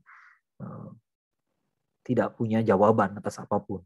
Ya, dan itu kematian sangat mengerikan menurut saya, gitu ya. Kita nggak punya kepastian, kenapa harus menderita, kenapa harus terzolimi, kenapa harus selama ini menjalani hidup yang susah, kenapa harus kerja keras, nggak punya kepastian. Ya. Nah, itu mengerikan sekali. Ya. Nah, dan kita adalah bangsa yang sangat besar, jumlah kita sangat banyak. Kalau semuanya dalam keadaan kebingungan, semuanya dalam keadaan depresi, naudzubillah min dzalik, ya, jangan sampai bangsa kita menjadi sebab dari kerusakan dunia. Ya, justru kita menginginkan sebaliknya. Ya. Nah, ada sebagai penutup ada sebuah ungkapan dari seorang ulama besar juga, gitu ya, Abul Hasan Al-Nadwi. Ya, beliau pernah mengatakan bahwa sebenarnya tugas kita umat Islam ini adalah mencerahkan dunia, kurang lebihnya demikian, memberikan pencerahan kepada dunia. Ya, jadi tugas kita ini bukan mencerahkan di hidup kita doang. Ya, kita ini adalah khalifah fil ard. Ya, kalau kita sekarang mendiskusikan bagaimana Barat merusak kita, ya, itu that's a shame. Ya, itu sedih sekali gitu. Kenapa? Kenapa Barat bisa merusak kita? Karena harusnya kita lah gurunya dan mereka muridnya. Ya. Kenapa murid berani kurang ajar sama guru? Dan ini sudah saatnya para guru introspeksi diri. Jangan-jangan kita kehilangan kepantasan kita jadi guru. Ya, dan itulah masalahnya. Ya. Harusnya kita lah yang mengajari mereka cara hidup yang benar. Ya, kita yang mengajari mereka ilmu yang benar. Ya. Tapi jangankan mengajari mereka, kita pun sekarang harus mengajari diri kita sendiri dulu. Ya. Nah, bagaimanapun ini perjalanan yang panjang. Tadi sudah dijelaskan ya, ada 10 lecture dan ada 50-nya lagi menyusul, gitu ya. Kirain 10 itu selesai, ternyata masih ada 50 lagi di belakangnya. Tapi memang begitulah, gitu ya. Dibikin lebih panjang dari itu pun saya rasa bisa juga. Ya. Dan mudah-mudahan ini jadi ikhtiar kita bersama, ikhtiar yang baik ya. Kita niatkan karena Allah. Mudah-mudahan Allah ridho kepada usaha kita. Dan mudah-mudahan benar-benar membuahkan hasil. Suatu saat kita nggak tahu kapan ya umat Islam ini bangkit. Tapi mudah-mudahan ada kontribusi kita di sana. Ya, itu yang kita harapkan. Itu aja barangkali dari saya. Assalamualaikum warahmatullahi wabarakatuh. Waalaikumsalam warahmatullahi wabarakatuh. Syukran kasir Ustaz Ahmad Syafir. Luar biasa ya materinya, menyambungkan dengan materi dari Ustaz Asad Zaman tadi. Dan yang paling luar biasa memang tadi kita diberikan sejumlah keterangan bahwa ada paradoks ya. Di Barat di satu sisi ada klaim tentang kebahagiaan yang mereka peroleh, tapi oleh data yang mereka produksi juga terbukti tingkat bunuh dirinya luar biasa. Apakah kebahagiaan itu ada di bunuh diri? Luar biasa. Meskipun ada beberapa filsuf misalkan seperti Sartre itu kan punya ide tentang bunuh diri itu suatu pencapaian yang luar biasa juga. Makanya bahkan seperti di Swiss itu ada suicide tourism itu ya. Itu berbahaya sekali sebenarnya. Tapi kenapa jadi nilai yang seakan biasa di masyarakat Barat, itu sesuatu yang sebenarnya perlu kita kritisi juga. Dan kita khawatirkan ada di kita juga dalam waktu yang tidak panjang lagi gitu. Kita masih ada sesi tanya jawab, mungkin sedikit 2 atau 3 maksimal ya barangkali, karena ternyata waktunya juga sudah lumayan lewat sebenarnya. Tapi tidak apa-apa. Ada pertanyaan pertama dari Adi Ningsi ini, Ustaz Akmal, yang lebih awal dipelajari fitrah diri atau mengenal pencipta? Barangkali karena di chat bisa langsung, Ustaz. Ya. Sebenarnya kita nggak bisa mengenal diri sendiri juga kalau kita nggak bertanya kepada Sang Pencipta. Ya, kalau setiap orang bisa kenal diri sendiri tanpa bimbingan, maka orang-orang Barat itu pasti udah beres masalahnya. Ya, pasti mereka nggak punya masalah gitu. Pasti mereka mengenal fitrahnya sendiri, tapi nggak bisa demikian. Ya, kalau kita adalah anak kecil usia 5 tahun, kita nggak akan kesulitan mengenali fitrah kita. Tapi kan kita sekarang sudah jauh dari itu. Ya, kita sudah terwarnai oleh lingkungan, oleh pendidikan dari orang tua yang barangkali kurang sempurna gitu ya, ada kesalahan di sana sini gitu ya. Kan udah dijelaskan oleh Rasulullah SAW sendiri bahwa setiap anak tuh lahir dalam keadaan fitrah ya. Tapi kemudian karena kesalahan pada pendidikan orang tuanya bisa jadi Yahudi, Nasrani, Majusi ya. Itu gambarannya. Jadi memang mau nggak mau kita memang harus mendengarkan dulu bagaimana Allah Subhanahu wa taala menjelaskan diri kita ya. Contoh kecilnya tadi itu ya, bahwa misalnya Allah menyebut kita sebagai khalifah fil ard. Ya, kalau khalifah itu kan pemimpin gitu ya, wakil Allah di muka bumi. Kita ini terhormat berarti. Ya, manusia itu bukan makhluk yang sekedar melata lalu hidup nggak ada arti saja di dunia. Ya, tapi dia punya arti dan dia harus punya kewibawaan. Ya, nah kalau kita mau memantaskan diri kita, tinggal bertanya saja, kira-kira kita ini sekarang udah cocok belum jadi wakil Allah?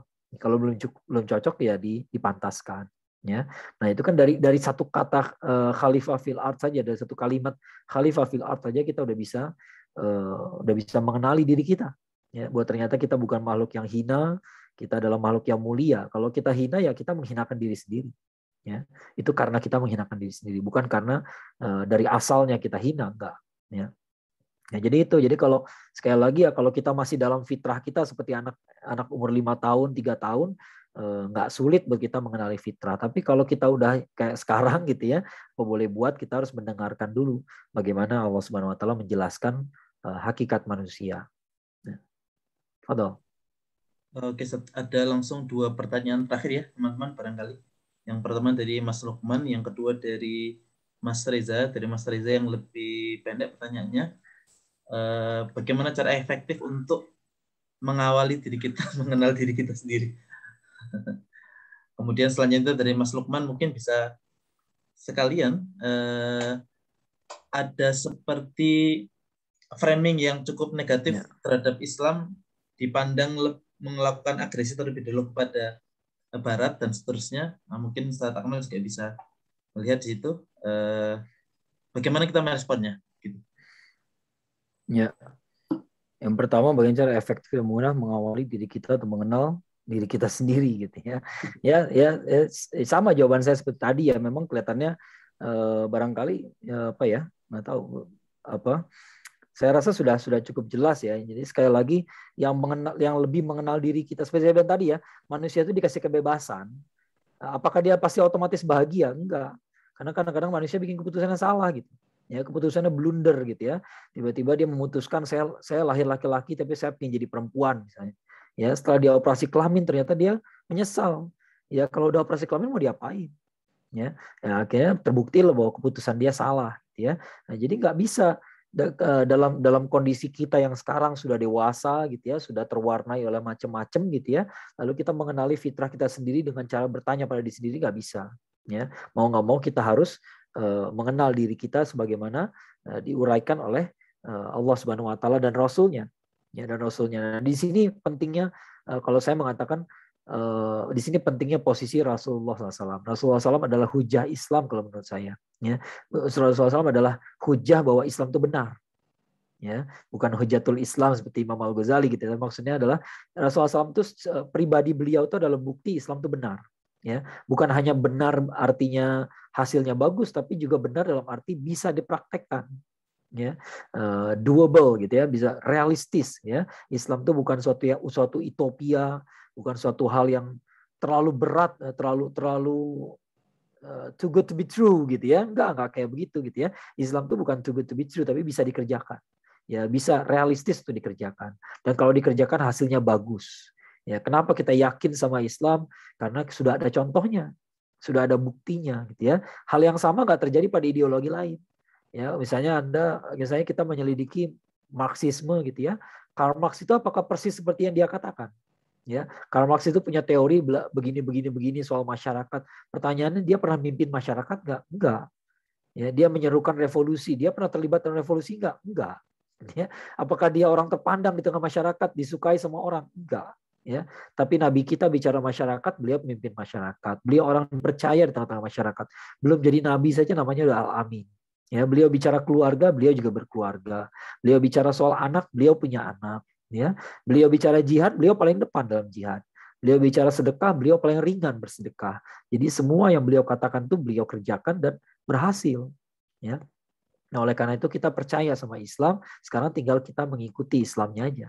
Ya, sekarang kita tinggal mempelajari bagaimana Allah Subhanahu wa taala memperkenalkan dirinya dan perkenalkan diri kita. Ya, Allah ngasih tahu kita nih, ini manusia tuh kayak begini, gitu ya. Manusia tuh fitrahnya begini. Kalau Allah perintahkan kita sholat, maka sholat itu fitrah bagi kita. Ya. Kalau kita tinggalkan, kita yang berantakan, jiwa kita yang berantakan. Ya. Kalau kita disuruh baca Quran, ya itulah adalah fitrah pada kita. Sekarang kita disuruh saum. Ya, dokter mana yang sekarang mengatakan saum itu tidak baik? Nggak ada. Ya, tidak ada dokter yang mengatakan begitu. Yang ada politikus. Ya, ada dulu ya Perdana Menteri Thailand ya, Thaksin ya, ketika ada demonstran Muslim tiba-tiba banyak yang meninggal, terinjak-injak ya. Lalu kata dia, oh ini meninggal karena pada puasa. Kebetulan lagi bulan Ramadan. Ya, dia kira puasa bikin orang Muslim jadi lemah. Dia nggak tahu perang Badar terjadi di bulan Ramadan. Ya, nggak seperti demikian. Ya, saum itu tidak membuat kita jadi lemah. Saum itu adalah fitrah kita. Ya, kalau nggak kita kerjain, kita nggak sehat, kita nggak kuat. Ya, nah itulah jadi sekali lagi ya memang kita harus mendengarkan bagaimana Allah Subhanahu Wa Taala memperkenalkan diri kita, ya, memperkenalkan dirinya dan memperkenalkan diri kita. Ya, betul. Oh tadi ada lagi ya. Oh ya, soal bagaimana Islam itu duluan menjajah mereka gitu ya. Ada kebetulan saya banyak membahas sejarah Andalus ya. Saya punya argumen untuk mengatakan bahwa itu bukan penjajahan.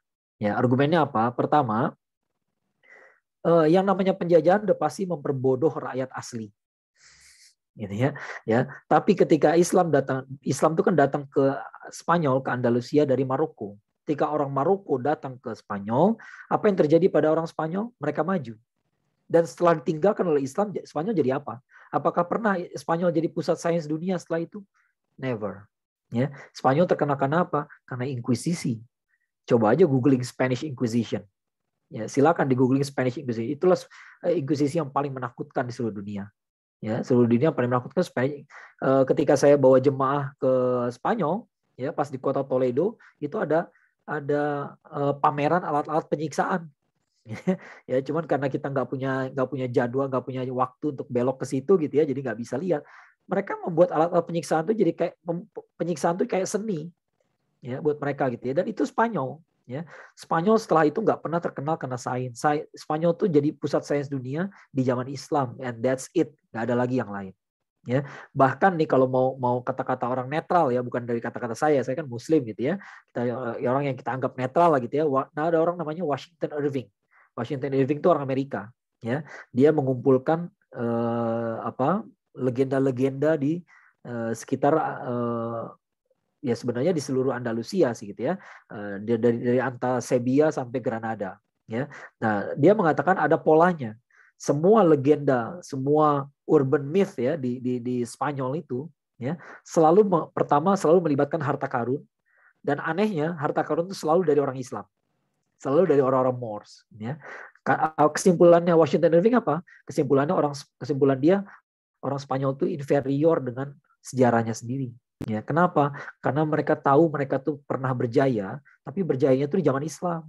Makanya harta karun itu udah pasti punya orang Moor, nggak pernah punya mereka. Ya, mereka ingin kembali ke zaman itu, tapi nggak bisa. Ya, nah itu yang menurut saya bukti bahwa ini bukan penjajahan. Ketika negara Barat menjajah negara-negara Afrika dan Asia, pernahkah ada yang jadi maju? Rakyatnya? Tidak. Pernahkah mereka bikin pusat sains dunia di negara jajahan, tidak, gitu ya.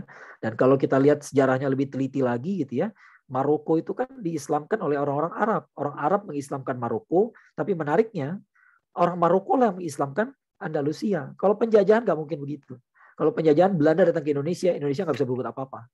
Indonesia dibikin bodoh dan kita nggak mampu berbuat apa-apa. Nggak bisa kita memberikan pencerahan pada negara lain, nggak bisa. Ya, tapi itulah Islam. Arab mengislamkan Maroko, Afrika, gitu ya. Lalu orang Afrika bisa memberikan pencerahan kepada Eropa. Ya, itu buktinya bahwa itu bukan penjajahan. Ya, itu namanya futuhat.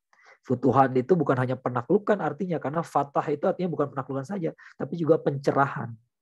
Ya, enlightenment, gitu ya. Nah, itu buktinya ya. Jadi jangan sekedar melihat bahwa orang Islam menguasai ini, menguasai itu, tapi apa yang terjadi setelah dikuasai? Ternyata malah makin maju. Ya, kalau makin mundur, nah itulah penjajahan.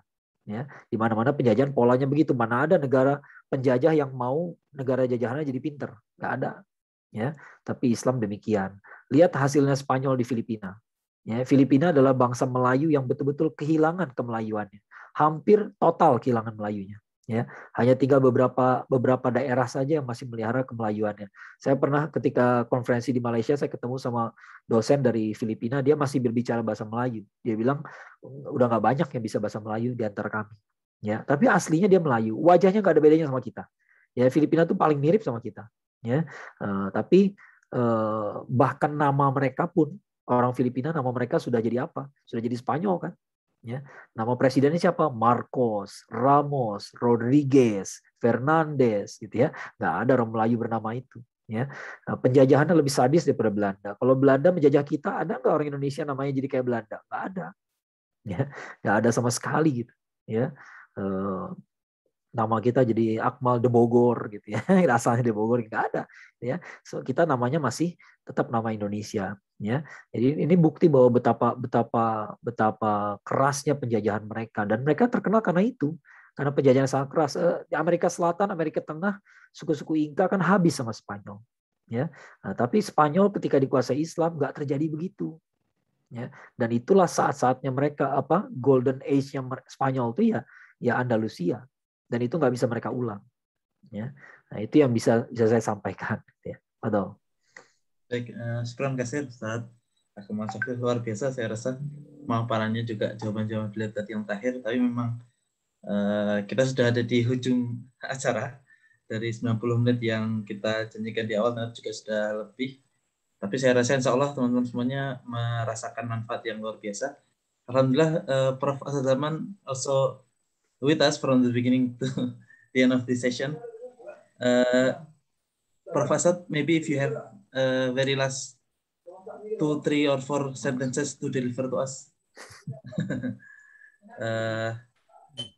Alhamdulillah, I think that the youth of Islam have a huge task in front of them, which has not been, the path has been opened by Allah Ta'ala. For the past 300 years, we have been losing the battle. The first thing to understand is that the real battle is the intellectual one. It is not the fought with armor, not fought with weapons, not fought with tanks. It is fought with the mind.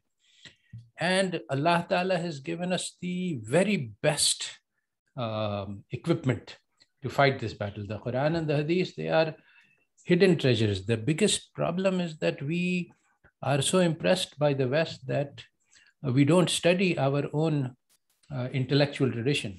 But it is a difficult job because there is 1,000 years of it. The West, they only have only 200-300 years of intellectual wisdom. So it's easy to summarize in a few words. But our intellectual is 1,000 years. So we need some people who will summarize this for the young. But this is not difficult. We have some fundamental sources of wisdom. So if we just, Iqbal, our Allama Iqbal, he said that, khira na kar saka mujhe jalwa danish farang, that my eyes were not dazzled by the brilliance of the Western intellectual knowledge. And they were saved, they were protected by the dust of the Medina and Najaf. So the real source of wisdom is Islam, and it has always been Islam. So our first step is to take this knowledge and to give it to the world, to recognize how treasure it is. And it's very simple. Think of the person who doesn't know the purpose of life, doesn't know that there is a God, and doesn't know what will happen on the day of judgment. Then he knows nothing. It doesn't matter if he's Einstein.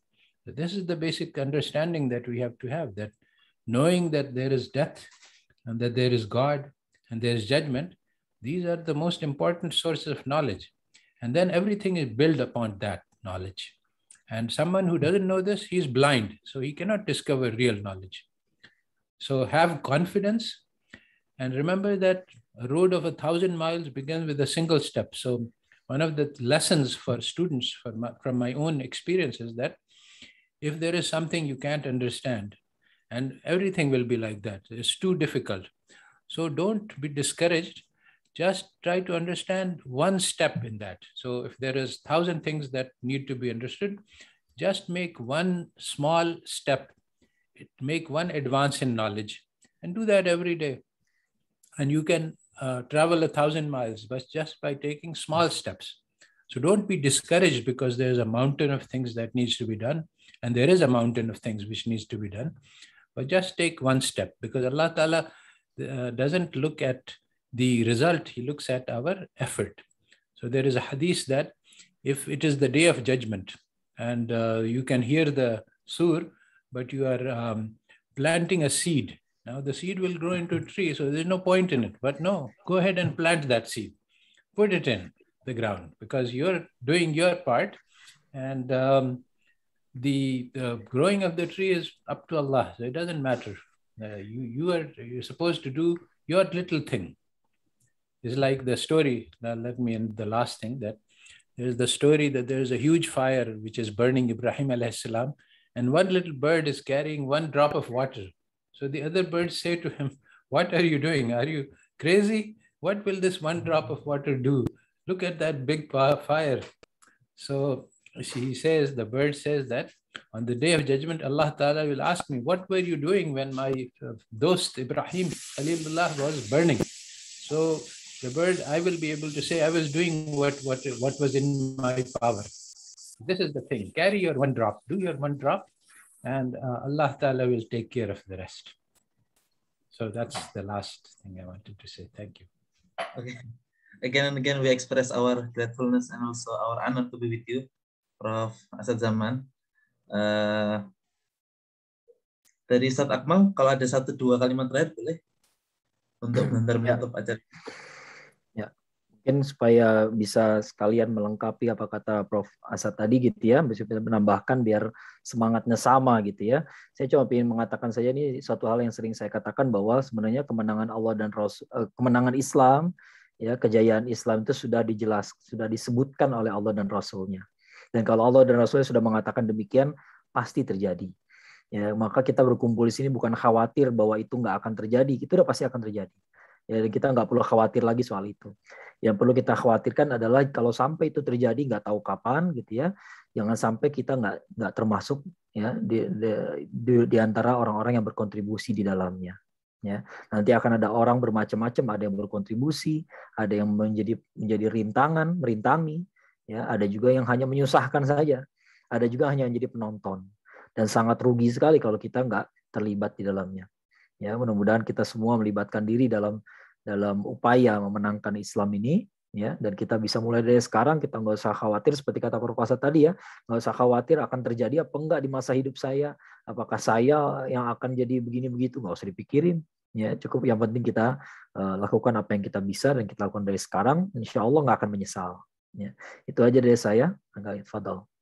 Baiklah, Ustaz. Mas Syukron Kathir juga. Dari saya tidak akan merangkum atau apapun, hanya mengutip satu perkataan Prof. Asad Zaman tadi, the certainty, kepastian, keyakinan, yang disitulah letak kebahagiaan. It's not coming from minds or logic. It is coming from beliau sampaikan, from the heart that is illuminated by Allah, by God, gitu ya. Jadi kepastian itu tidak datang dari logika kita, tapi bahkan logika yang telah disinari oleh cahaya Allah, dan itu letaknya dari spiritualitas kita, dari keberagaman kita, dan ilmu kita harus dibangun di atas keyakinan itu. Dan terima kasih sekali lagi kepada Prof. Asad Zaman. Thank you very much for being with us until the end of this agenda. Makasih juga. Jazakallah fi darain khairah. May Allah Ta'ala put His blessing in our humble efforts. Amin, amin. Amin ya rabbal alamin. Terima kasih juga koordinator kita Mbak Lisa, ada juga tim Mas Agus, Mbak Rahmi, Mas Dimas, Mas Rizaldi, ada beberapa ustadz juga di sini, tidak bisa kami sebutkan satu persatu. Kita tutup barangkali agenda ini dengan baca doa kafaratul majelis bersama. Subhanakallahumma wa bihamdika asyhadu an la ilaha illa anta astaghfiruka wa atubu ilaik. Mohon maaf kalau ada kekurangan, kesalahan kata dari tim, terkhusus dari saya pribadi. Billahi taufiq wal hidayah. Wassalamualaikum warahmatullahi wabarakatuh. Waalaikumsalam warahmatullahi wabarakatuh. Thank you, Prof. Asad, Ustaz Akmal.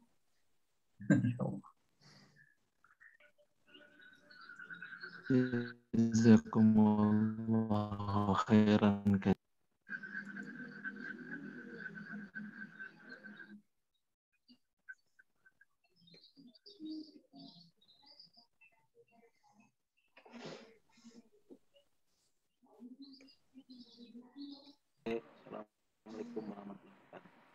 Sudah Mbak ya, mohon maaf.